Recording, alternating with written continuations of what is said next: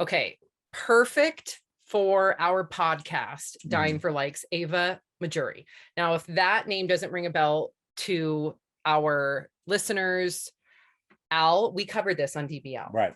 I And remember. yes. And let me start with, so someone did die, not the victim. Okay, that's just like a preface. Let's just back up. So Ava, 13 years old, 2020, started a TikTok account, like many 13-year-olds As you do. Well, tell me this. We're going to pause. You're a father. I am. 3 kids. When did you allow your kids to go on TikTok?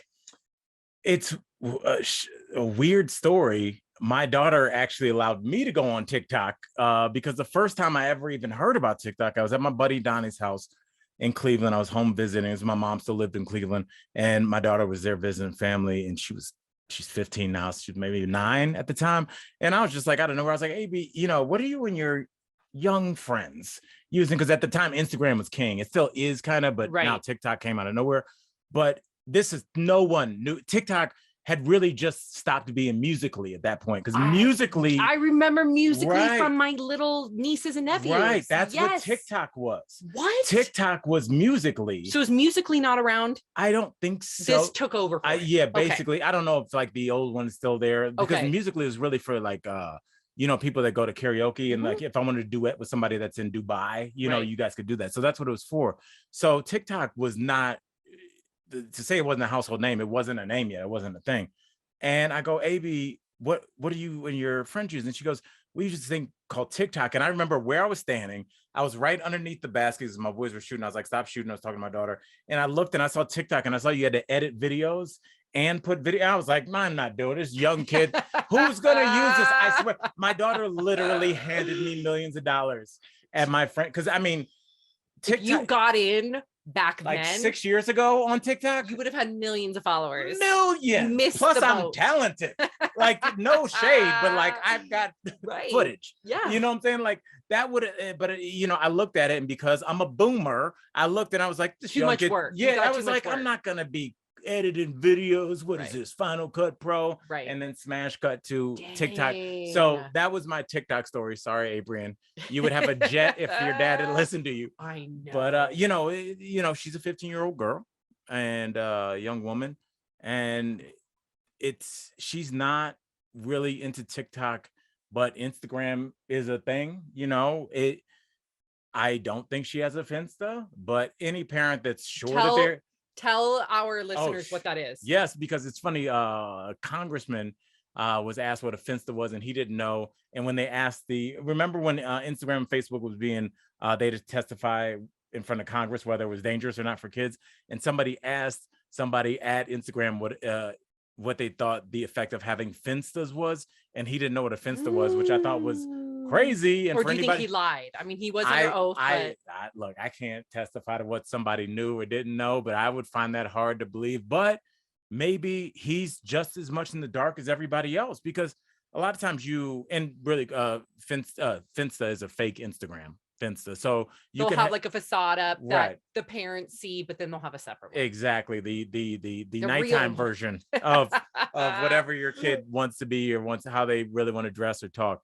So, and for as many people that might say, well, I don't know what a Finsta is, and like how many, that's the scary thing, is there's so many ways around, because I don't hear stories from parents about us catching kids doing things. Like our parents caught us doing stuff. Like, let me tell you what Sam tried to do. Every parent I know is like, my kid's great. And I'm like, I hope so. I don't catch my kids are angels, but you can't tell me that most of us would really be that shocked if we found out there was an Instagram not for their parents. They're becoming young adults. They're separating themselves from our world and starting their own. So this would be the first step in that. And I would argue that, to your point, that having a diary back in the day was my own separate identity that I would keep from my parents. Now, who knows if my mom read it? I don't blame her if she did. I would probably read Sophie's one day, and that can be a whole other conversation. Some people would say that's an invasion of privacy. You shouldn't do that as a parent. I probably would here and there just to make sure everything's okay. So at the same time, I mean, I would think that a diary might be the same. I know Insta's public and you open yourself up to potential predators, and that's kind of what leads into this story. So I'm going to ask you again, when we're done with this story, if hearing this, and I know we covered it on DBL, but I'm going to give you we're going to do a deep dive. We're going to get into it. I'm going to give you way more details if you're going to do things a little bit differently, knowing some of the predators out there. That's a great lens to look at the story through. So let's get started. I'm here for it. So here we go. So Ava started it at 13 years old back in 2020. She's 15 around now. She could be 15, 16, but here's how it began. Opened up that Instagram account or that TikTok. She also has an Instagram account, 300,000 followers then on Instagram, 1.2 million on TikTok. And she was doing like karaoke, dancing, a bunch of those different things. Well, she skyrocketed for whatever reason. And we can unpack why we think she got so many followers so fast. Well, soon she started to get direct messages from probably many people, but there's one in particular, but direct messages asking for kind of like an OnlyFans. OnlyFans is where you can pay for specific content, and it can get pretty sexual. Most of the time, OnlyFans, because you have to be 18, is more sexually oriented.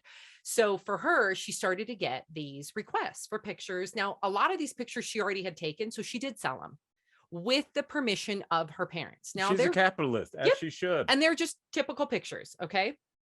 Now, I don't know if she should sell it as a capitalist, fine, but as a 13-year-old, I don't think you should be selling anything. I'm saying with she your can. Face on I'm it. not saying that she should. Okay. But you know, it's scary, and that's what we're going to talk about because I still don't know. Yeah. Honestly, if we've been honest. And if 18, maybe, you know, that's a whole different conversation because then you're an adult, but 13 at the time.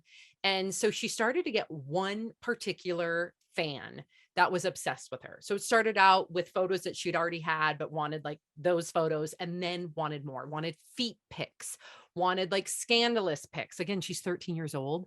First, you and I talk about feet pics a lot. I was going to ask you, like, let's talk about your experience with, because let's be honest. I get so many requests, but all girls do. It's not me. Right. But no, you're on television. So like you have a unique perspective on what this is like to have, you know, there's one thing where you can be an attractive person and you post, whether it's twice a day or every 6 days, and you have this kind of flow of people coming to you. You're on television at a set time every day, all over the country. So if somebody that tends to fixate on things fixates on you, which I'm sure has happened, tell us about that situation, because it is different than an average citizen that can even like close their account. You can't shut the television off or you stop working. Yeah. Listen, I have no problem with adults, consenting adults doing what they need to do to make their money. For me, maybe 22-year-old Sam would think differently. If I was hard on cash and somebody said, hey, send me a feet pic, back then, wire you the money. I don't know what would happen 20 years ago, but I may have entertained it. Of course. It's not like that I have like some moral, you know, highness compared to someone else. It's just now as a parent, have a good job. It's like, I laugh at the request. Well, there's one person in particular that won't give up. And I show you, like, it's like daily. And then he'll change his name. I'm assuming it's a he. Then he'll change his handle. And then 2 weeks later, change his handle again. But whatever, I've never succumbed to the request. But apparently this person, are we going, and we're going to keep everything completely transparent here. Are we naming certain individuals? Because this is somebody that I'm not going to get to it, but this person ended up stalking this 13-year-old girl. Are we naming him? Names? Okay. This is 18-year-old Eric. We're going to say Eric. Eric began stalking her. Okay. Parents were aware. Her father. It's terrifying. Terrifying. I'm like trying to listen to you, but I just. Terrifying. Imagine, to the parents out there, or if you're not a parent, imagine just being someone, you know, around someone you love and knowing that you feel helpless because you see this person is obsessive. It's pretty obvious when you're getting message after message after message saying, I want this type of a picture. And the parents and her who handled the account together did not entertain it. Let me just tell you this.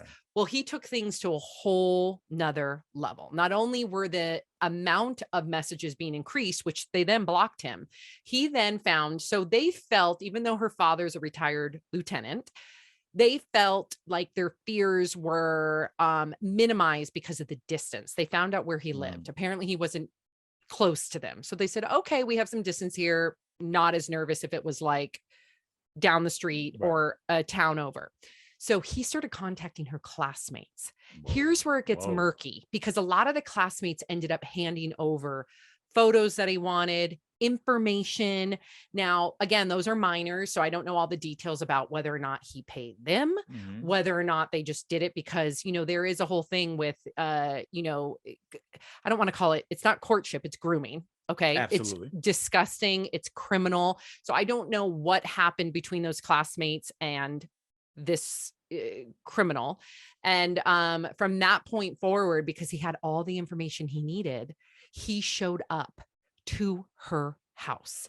So let me bet now put your dad hat on. Okay. So she's raking in thousands of dollars as an influencer. Right. So she's the breadwinner of her home at this point. It seems that way. Now it does seem that way because the dad is retired. I'm not sure what the mom does.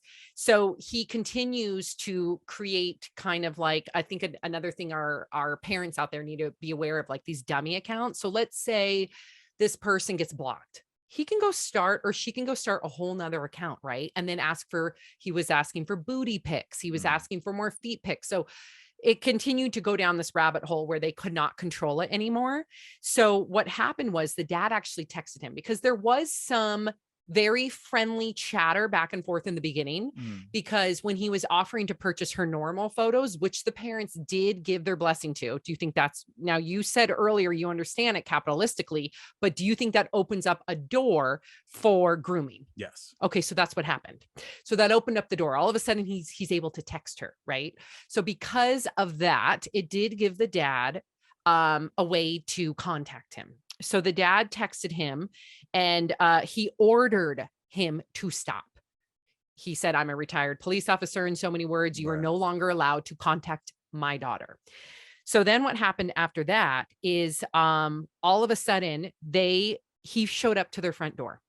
Now, the dad, being a retired lieutenant, is no stranger to firearms, right? So this individual, okay. And again, the reason why he got all this information was because of her classmates. And so I don't know how to unpack that at their age. Are they culpable? What happened? This guy's obviously a massive manipulator. Right. And making a 13-year-old, figuring out what the 13-year-old's vulnerability is, usually isn't as hard as somebody in their 20s and 30s. So 13-year-old, they're getting too much attention. They're getting not enough attention. They don't have any money. They want to have some money to try.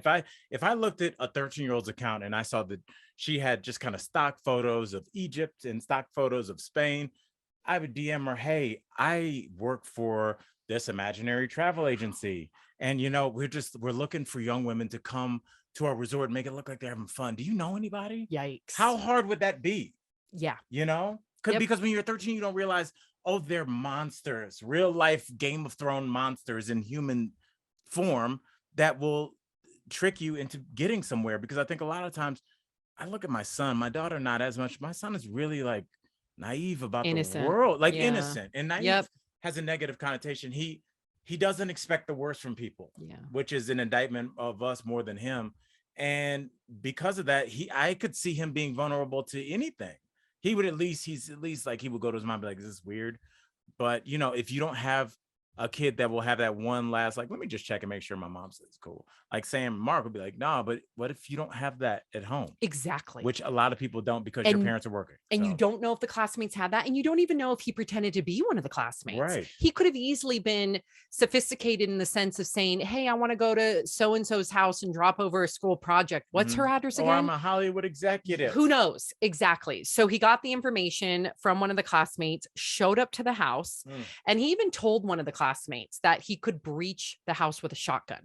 So again, to everybody out there, have a conversation with your children on see something, say something. Right. If somebody, whether it's through gaming, because you can, talk, I don't game, but I guess you can talk through gaming. Yes, neither do I. You definitely can. When I see people with like a headset on and they're talking, I'm like, I don't know how people. Yes, you can talk. Okay. That's a different world. If you hear something that seems off, report it to your parents, an adult authority, somebody, maybe someone at school, if you're not comfortable talking to your caretaker or parent.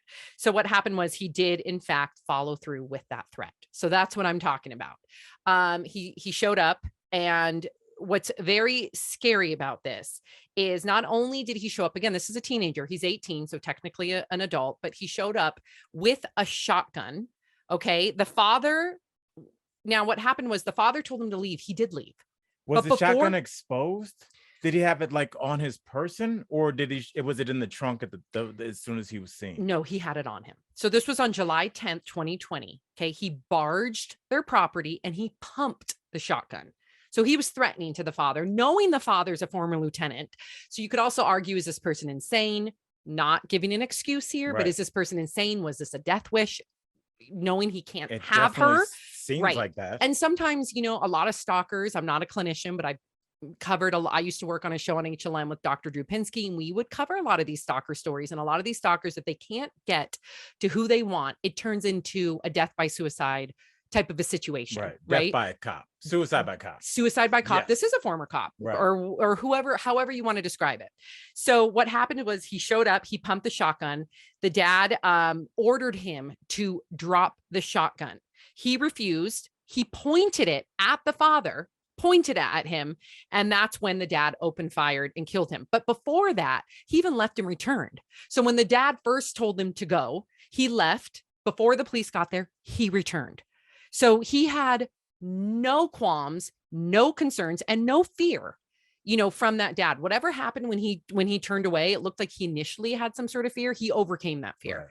Right. And I just want to say really quickly, Sam, that's every parent, every person, every caretaker's worst nightmare is to have somebody that does not fear sanctions. Oh, I can't even imagine. A stalker that sees that the cops are there runs probably just a super weak person with a weak constitution trying to prey on somebody. When somebody knows that there's definitely somebody that not only has firearms where they're going, but does not want them to appear there, and is trained in said firearms, and they still show up and they leave and they come back, that now means that you're dealing with somebody that does not care if they live or die. Wow. And the scariest thing about people with true convictions, when those convictions can get somebody else hurt, is once they don't fear retribution, even ultimate retribution, which is their lives being taken, what are you going to do? Right. Get real mad at them? If you can kill somebody and they're fine with that, I'm out of ideas in terms of disciplining them. So the dad must have known when he showed up with that gun, there was no way that he was going to leave there peacefully. So that's it's terrifying. Well, the dad stood guard. The dad must have known from all his experience that perhaps there's a chance that he would come back. Eric died. Okay.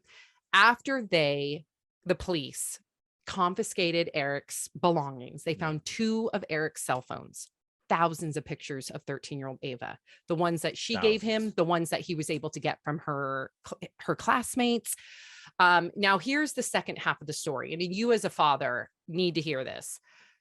They then decided, even though the police officer said, we don't feel like your daughter should be on TikTok anymore. So they decided to pull her out of school and move. They moved, pulled her out of school, and still have her on TikTok. Now they claim, listen, this is part of her identity, her personality. She loves it. It would do more harm than good if we asked her to get rid of her TikTok. Now, also she's pulling in thousands of dollars. So are they even maybe subconsciously biased? I'm not saying they're okay. Probably. So would you be, now a lot of people say that this is what's wrong with social media. And I agree with that. But on the flip side, you look back at child stars from since I was a kid, you hear their stories. We've had child stars on our show. Justin Timberlake, Britney Spears. How many stalkers have they had? Michael Jackson. So would their parents have asked them to quit? Do you have that same expectation with like a child, let's say, star and then a TikTok star? What would you say? I would say, as with the TikTok star, because I know a lot of people would sit in judgment, as maybe I would, and say, well, how could you do that to your daughter, with your daughter? But I will say this: when you start talking about the economy of your world, of your family, when that switches over and it becomes a thing where it used to be mom and dad, and now it's almost all one sibling that is famous for whatever reason, or got a settlement from some car accident, whatever that is, that money changes every dynamic in the house. Let's not get that confused. Even if they're not conscious of it. Yeah, you get used. Look, if you're making as a household $115,000 a year, which is nothing to shake a stick at, y'all are doing just fine. And if you're making less than that, God bless you, and make it more, cool. But if you go from 100,000 group household to 450,000, you're eating different, you're going out different, you're vacationing different, you're dressing different, your friends are different, your haircut's a little nicer. Do you want to go back from that for one dude? I don't know about that. You forgot one major thing. What's that? Which I feel like is the catalyst of this podcast, Dying for Likes. Right. You can take all the money away from it, but you have that mental clout. The parents can brag and say, look at my daughter has millions of followers. She's a star. That used to be like, oh, my son's a lawyer, you know, and now it's just like. And then you have the young girl too, who feels like, oh, wow, I'm being validated by all this attention. And you are. But is that a good thing? Because look at the child stars out there. No, listen, we have had child stars on our cast. Tracy Gold, I'm not speaking out of turn. She's talked about it. Right. It's really difficult being a child star. Because I would say it's impossible. Right. I would say the only person that I feel like came through relatively unscaled, and we know him just tangentially. I did a podcast with him and he's been on the show a couple of times. Jaleel White, or he played Urkel famously on Family Matters. But, you know, I've talked with him on a couple of occasions, and his parents we did a story like season 1 about Michael B. Jordan living with his parents, even though it's a huge mansion. But you look at how well-adjusted Michael B. Jordan is, no scandals for the most part. Jaleel White was as famous as anybody on the planet. True. At certain times in the 90s. Like there would be times where he was on 3 or 4 syndicated channels at the same time, like around 5. So he was super famous, no scandals, just because he kind of had a family there to protect him and make sure that, because when you start talking about kids, we all have things we want to indulge, whether it's like we didn't get enough attention from mom and dad, or we're not sure if we're pretty enough, or if we're good enough, or if we have retribution for wanting to show everybody that doubted you in high school that you could make it, whatever our vulnerabilities are. Right. Or you just want to get high. Right. If my daughter wants to get high and she says, hey, Sam, can I have some drugs from you? You would say, oh my God, absolutely no. And we're going to talk to your dad right now. But when you're a 14-year-old, insert child star here, and you're on the set of insert blockbuster movie here, and you turn to anyone who treats you like a king or queen, anyone, literally, and you say, can I have some cocaine? They'll say, how much would you like, ma'am or sir? Right. And that's the scary thing. Kids want everything, and kind of as parents, we hold that off. Yeah. Like, Sophie, don't worry. I promise you'll be able to wear makeup, but not in the 6th grade. Yep. You'll be able, Miles, you can date, but your girlfriend cannot spend the night yet. You'll understand, because you see things they don't. Right. But if you remove all those barriers, what do you have? You just have a kid with millions of dollars and no one around them to say no. So scary. It's a disastrous situation. I wouldn't be sitting here. Right. I would have been dead at 12. Right. Yeah. So I don't really see much of a difference between the child stars and some of these TikTok stars, because they're both being influenced by attention. And I'm talking about the whole family household, not just the actual child, because I see the child as more of a victim. They're, their brains aren't developed. They're young. A lot of kids, and their brains have been flooded with input that it just wasn't probably supposed to have. Exactly. Yeah. So it's still to this day, she's doing her thing. We wish her and her family all the best. But I know as a parent, and I get it, I know it's a lot easier to sit back and say, okay, I would not allow my child to do this, when in reality, we don't know how many thousands of dollars she's making, which could in turn maybe pay for her college if she goes to school one day. If the parents have a lot of debt, like, we don't know what's happening behind closed doors. This may be generational wealth. And if you have a chance, what would be different? We're talking about her being a child star. But she almost lost her life. Yes, but if she was a star basketball player, and she was like the female LeBron, right? Because and this is really before the internet, that's how old I am, guys.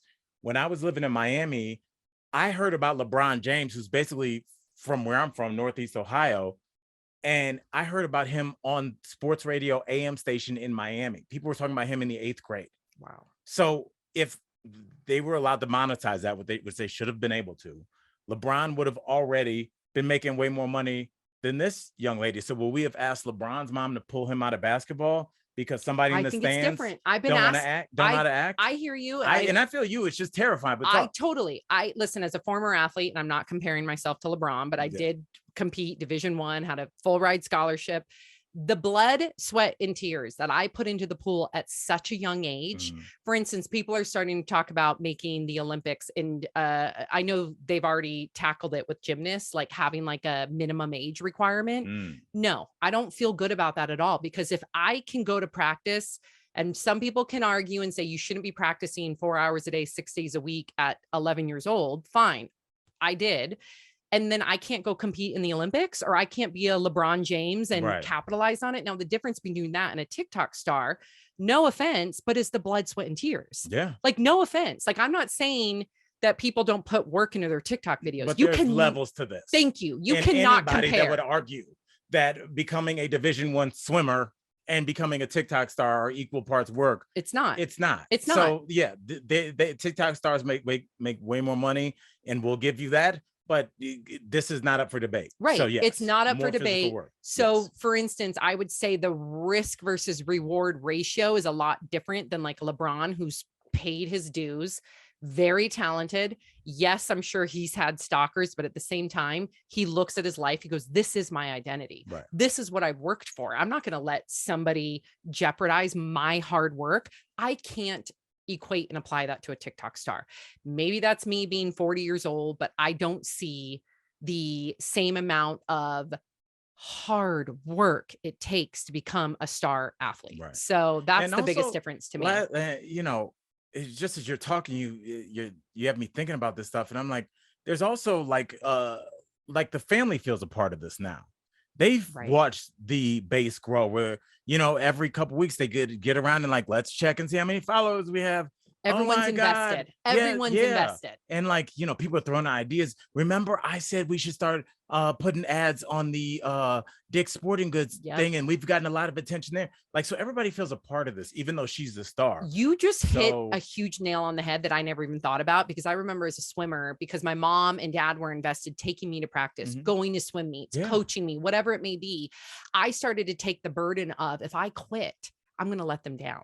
Not to say that this young girl or other TikTok stars out there feel that same burden, but how do you know that they truly love it anymore if it is taking time away from their friends? Right. If it is taking time away from doing other outdoor activities? That's another thing too. What if she could be really good at something else that we don't know what she's good at, because the money that's coming in right now is all they see? When in reality, if she were to be doing something else, you know, scholastically or athletically, again, not to take away from any, you know, social media stars, but there's not much sustainability there. There are for some, but let's be real here. But maybe that's their thinking. Maybe they're like, we might have a window of making money of 3 years before she's too old. A lot of pressure for a 13-year-old. So it's a lot of pressure to be like, because 13-year-olds aren't dumb. They realize when they see parents buying things, they see parents talking about vacations in Italy, and they're doing the math like, we didn't start talking about this stuff till I got famous. So now she's got pressure on herself because she is the breadwinner. Look at Britney Spears. Look at how her father allegedly used her. Again, not comparing it. We don't know all the details with this family, but I think it's something for you all to really think about, especially if you have kids, and if you have kids that maybe tomorrow became a TikTok star. It could happen. It's a slight chance, but people can automatically, one video become viral, get a bunch of followers. How would you react as a parent? And how do you protect your children? Do you not put them on social media? Do you have a balance? Do you have boundaries? Like, what do you do? I'm going to toss it out to you, but I think this is why these conversations are so important, because again, lives are lost, right? A young man lost his life. Yes, he was a stalker. Yes, he was a criminal, but it all goes hand in hand. Okay, so can you break down how it all went down? How did he die? So the dad just shot him in the doorway? He initially came with his shotgun, pumped it. The dad threatened him, told him to leave. He left. They called the cops. He came back. And that's when the dad took his handgun and opened fire on him, and he died right then and there. They confiscated his belongings. That's when they found the 2 cell phones. And they also saw all the messages between he and all the classmates. And it all made sense, even though this young girl and her father had already seen all the red flags. Now, you know, you followed the story closer than I have. Has she continued with her career trajectory? Does it seem like she's just as popular, or like? It seems like that there was a big splash from the get-go, and now she's slowly just maintaining her success. Right. But again, it happens it can happen very suddenly. That's a warning that I want to give parents, because you can be unprepared. Right. And I think everybody should be prepared. And when you see those red flags, try your best. Do not let the money sway you, even if it's subconsciously. It's hard. And just as, I believe that's a wrap on this one, Al. I know we could keep talking about this story. That's like so much to think about. But we wish her and her family Yeah. well. And I really do hope that she never has to encounter another situation like this. That's all right.